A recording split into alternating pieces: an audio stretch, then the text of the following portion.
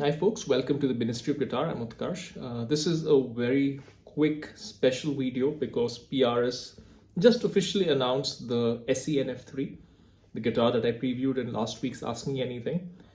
I was about to sleep actually because it's almost 1 a.m. here in Singapore, but I thought I should have this video out to provide you my initial reactions and a quick rundown. Of course, for those of you seeing this for the first time, I am not to say I'm an expert, but I do own over 50 PRS guitars, and I do also own this particular guitar, the Core NF3, which is one of my favorite guitars. See a few videos of mine. So we're going to run through it together. So very briefly, and I'm going to open it up over here. So PRS have launched the NF3. Now what is this guitar? What should you make of it? Because there are so many SE models. So the NF3, and I'm using the Core NF3 to give you an idea. It's essentially a Strat-like guitar that isn't really a Strat, but it has a lot of elements of single coil guitars that you like. And the way it is designed is it is a very versatile workhorse of a guitar. So that's kind of what it does.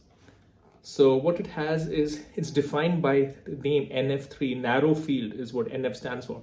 It's a special kind of humbucker. This is thinner than a normal humbucker. It's almost as thin as a single coil.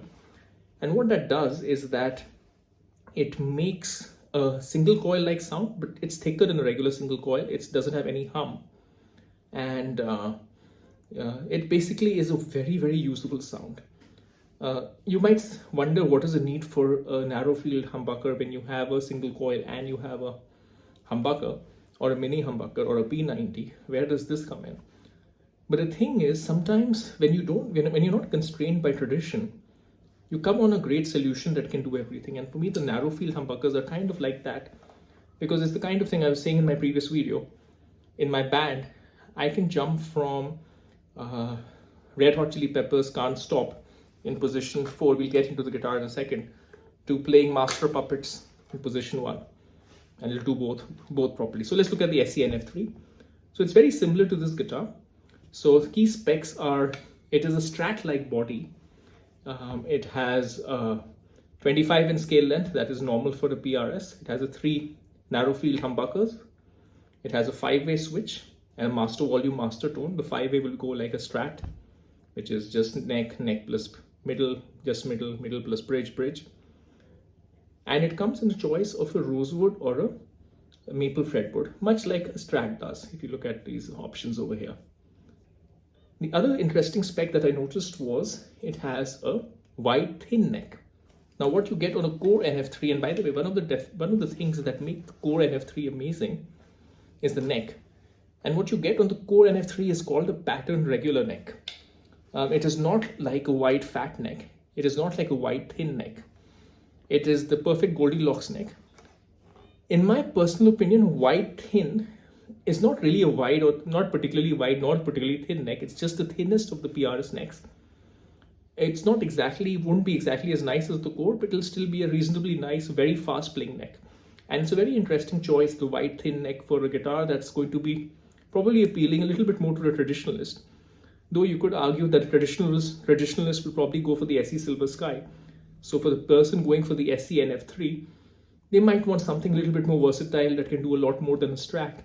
In which case, the wide, thin neck, which is not particularly too thin, it's a very good neck. It's not as thin as a Gibson's neck, Gibson 60s neck. Not to say that's bad, but just giving you a frame of reference. It's an interesting choice. Definitely wide fat would have restricted, because a wide fat is actually a big neck. So I think it's a decent choice. Controls are exactly what I told you. Fretboard, you can get rosewood or maple, I mentioned that. Very similar to what you can do on the Core NF3 as well. This already comes with the birds. The Core NF3 did not necessarily have birds. You could choose between birds and dots. One interesting spec that I saw on this, and I'm skipping down over here, if I can find it. Actually, he mentioned it on the demo, so I'm just going to say it. It's a poplar body. So it's not made from Corina. One of the beautiful things about the Core NF3 was it was made from Corina. Corina is an interesting wood. It's a kind of mahogany in a way. It's made from poplar, which is the same wood that they use for the SE Silver Sky. The thing with poplar is it's a cheaper wood. I'm not saying it's bad. It's a very decent wood. I'm not saying it's fragile. These are the perceptions that a lot of people have. But definitely it is a cheaper choice. Will you notice the difference I don't think so. Honestly, it's a perfectly serviceable guitar, so it's a great choice. I think it's the right choice made by PRS. What other specs do I want to run you through? Traditional PRS 6-point tremolo. This is what you see on the Custom 24 or the Custom 22 or the DGT SE. This is the made in Indonesia version, I'm guessing, because the whole guitar is made in Indonesia. I don't know if the bridge is made in Indonesia. So it's like the same design as the one that's made in the US, but it's made from cheaper materials, and it's not made in the US, it's made outside. The whole guitar, I'm guessing, would be made in Indonesia. So it'll be pretty high quality. The latest PRSs coming from Indonesia are very high quality. One interesting spec I wanted to talk about was the narrowfield deep dish. So PRS recently launched the NF53, not to be confused with this, the NF53. The NF53 was having deep dish humbuckers. On the NF3, I'm not really sure if they're deep dish or not. It isn't really mentioned on the specs sheet.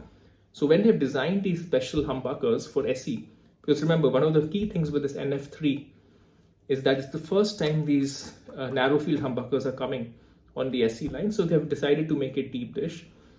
So it's probably going to have a little bit more output, which may not be a bad thing. I'll reserve judgment till I actually get my hands and play one. But for the intended purpose of this guitar, which is not being just a vintage machine, I think a little bit of output would not hurt. So yeah, so there you have it. Now, beyond the specs, well, let's look at the colors and I'll give you my final thoughts. Colors, it has to be gunmetal gray, doesn't it? Ice blue metallic is nice. Metallic orange is really not me, but it's personal. Pearl white would also be nice. I feel like they missed getting this. This is full on David Gilmour. Imagine putting a, like a black pickguard on this. You have a black Strat lookalike. So they don't have a black, but I think the white or the gunmetal gray would probably be my pick. And it's the only one with a white pickguard, I just noticed. All the others have a black pickguard. Okay, what else? Anything else that I want to call out before I give you my thoughts and who this could potentially be for? I'm just going to click on these links to see. So this is the NF3, regular one. Patented tremolo, flat top. So another thing to note, core guitars. Now this is very similar to a core silver sky shape. It is slightly contoured. In the SE NF3, it'll be flat, but it'll have a little bit of a belly curve and a little bit of a contour here. Neck construction is a scarf joint. So what you would see on a core guitar is that it's made from a quarter sawn piece. So it's basically cutting the log longitudinally. Whereas a cheaper way of doing it is cutting the log from the side. I don't know what the right term is. So you can get smaller pieces of wood which are cheaper, but you can glue them together. So something to note. Does it affect playability? Not really. Bolt-on neck. I should have talked a little bit more about this one, but that's one of the things that makes it Strat-like, but it's not really a Strat, as I've mentioned. Regular PRS design tuners. Another thing to know, which is not a frustration, but a reality with PRS SE, is that they don't give you locking tuners as standard. So you have to upgrade. You can buy locking tuners for SE, but they'll give you regular tuners to begin with. Okay, is there anything else? Comes with a gig bag. Yeah, that's it. Now, who is this for? Honestly, I think this could be for anyone.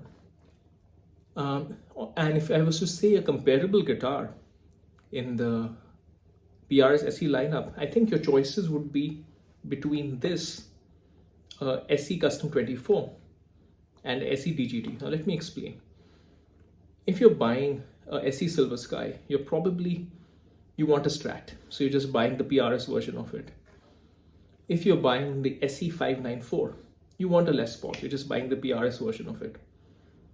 But the SE DGT, the Custom 24, and now this guitar occupy an interesting space where you're probably looking for a guitar that can do a lot of things. It's versatile. Then which one do you choose? The SE DGT makes you put one foot very clearly in the vintage direction.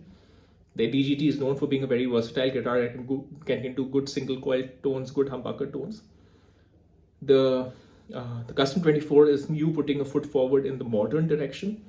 The Custom 24 has 24 frets, humbuckers, so that's much more modern. This one, I think, is that Goldilocks. This straddles the difference. Honestly, and I've talked about this in my Core NF3 video, this guitar can pretty much do anything in a very simple way. It will not give you an exact single coil Fender sound, it will not give you an exact humbucker sound, but it will give you a bass sound. I called it the universal adapter in my previous video, where with a bit of tweaking, you can get it to sound like a Strat, you can get it to sound like a Les Paul, and the point is that it has a very nice sound of its own that just sits very well in the mix. All of this is true for the Core NF3. I will have to actually play the SE NF3 when it comes out to really confirm whether it's doing it as well as the Core. But that's one of the standout features of this guitar. It's like a fill it, forget it kind of a guitar, where not that you have to fill fuel in the guitar, but you get the idea, you just bring it along and the guitar just disappears. It's super easy to play and it sounds good no matter what position it is in, and you can make it sound like anything. So it's the Goldilocks guitar. That's what this is. If that interests you, if you are not decided on being a Strat man or woman or Les Paul man or woman, you're looking for something that can cover a lot of bases, maybe be the only guitar you need, maybe this is your first reasonably expensive guitar, because even $800, which is what I'm guessing the price will be at in that range, is still a good amount of investment. So if you probably don't want to have multiple guitars, this is a good one because this will cover all the bases. Honestly, your playing ability will be the constraint, not this guitar, the SE NF3. So that's who it's for. All right, I hope this was helpful. I will, of course, have more once I can get my hands on one when they arrive here in Singapore. But till then, I hope this has been helpful, and I'll see you next time.